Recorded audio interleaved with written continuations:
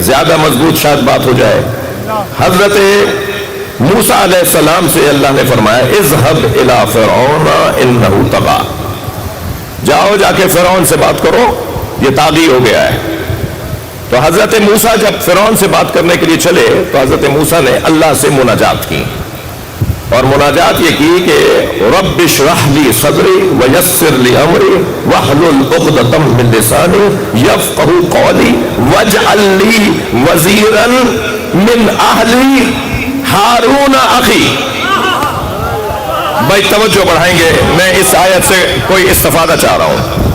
حضرت موسیٰ سے جب یہ کہا گیا کہ جا کے فرعون سے بات کرو، تو بات کرنے کے لیے جب جا رہے ہیں تو حضرت موسیٰ اتنے بڑے میدان کو سر کرنے کے لیے اللہ کی بارگاہ میں مناجات کر رہے ہیں.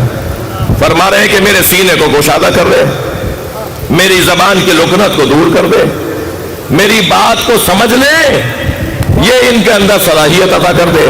بات یہاں تک نہیں ہے، یہ تو میں ہوں نا، میں اکیلا یہ کام نہیں کر پاؤں گا. وَاجْعَلْ لِي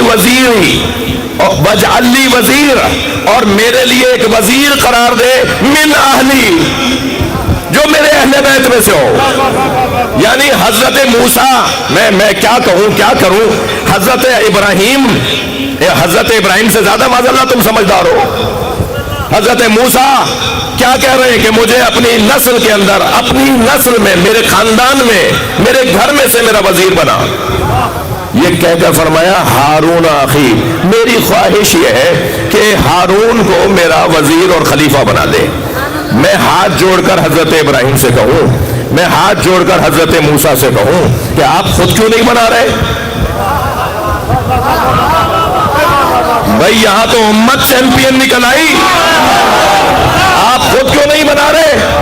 حضرت ابراہیم نے کیوں خود نہیں بنا لیا؟ اللہ سے کہہ رہے ہیں میری ذریت، اور اللہ بھی کہہ رہا ہے کہ میں ظالموں کو تمہاری ذریت میں بھی امامت نہیں دوں گا، جو تمہاری ذریت میں معصوم ہوں گے انہیں دوں گا.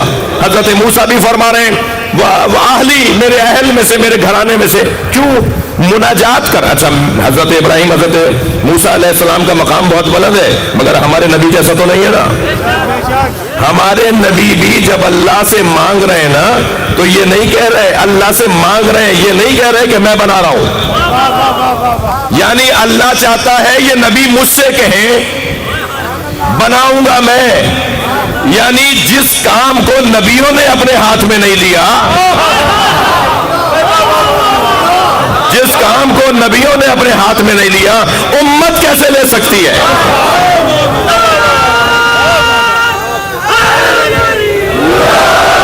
کیا کہا اللہ نے نبی مکرم سے؟ اے میرے حبیب، مجھ سے یا علم مانگو یا اپنا مددگار مانگو، یا کہو رب زدنی علما، یا کہو کیا؟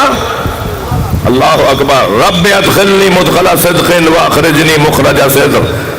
یا اللہ مجھے سچائی کے ساتھ داخلہ عطا فرما، سچائی کے ساتھ خارجہ عطا فرما. واجعل لی من لدنک سلطانا نصیرا، اور مجھے اپنی جانب سے مضبوط مددگار عطا فرما. یعنی مضبوط مددگار جسے وزیر کہتے ہیں، جسے نصیر کہتے ہیں. مولا علی کے قرآنی نام بتا دوں آپ کو، مولا علی کو قرآن میں نصیر بھی کہتے ہیں، مولا علی کو قرآن میں وزیر بھی کہتے ہیں، مولا علی کو قرآن میں ولی بھی کہتے ہیں. کون کہتا ہے قرآن میں علی کا نام نہیں ہے؟ اللہ نے علی مولا کے کام علی کا نام بنا کے نازل کیا ہے. جو صفات ہیں مولا کائنات کے وہ بیان کیے.